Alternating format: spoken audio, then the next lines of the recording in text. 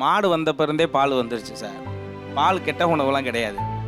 இல்லை நீங்கள் ஏன் காஃபி டீ குடிக்கிறீங்கன்னு கேட்குறேன் சார். காஃபி டீ குடிக்கக்கூடாதுன்னு யாரும் சொல்லலை.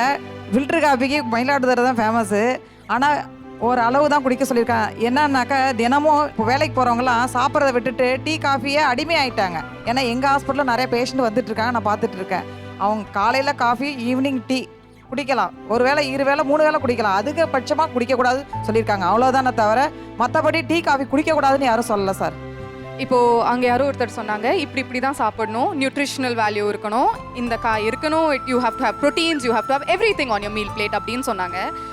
நான் ரொம்ப ஆனஸ்டா ஆக்சுவலி இன்னோசென்ட்டான டவுட் தான் இது. இப்போ என்னோட அஜ்ஜி வந்து அப்படிதான் சாப்பிட்டாங்க, என்னோட அம்மம்மா அப்படிதான் சாப்பிட்டாங்க.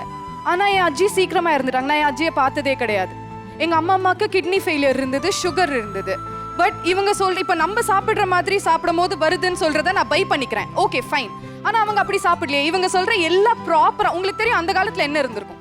நீங்க இப்போ இதை நீங்க ஜங்க்னு டேர்ம் பண்ண போறீங்கன்னா இந்த மாதிரி ஜங்க் அப்படி கிடையாது.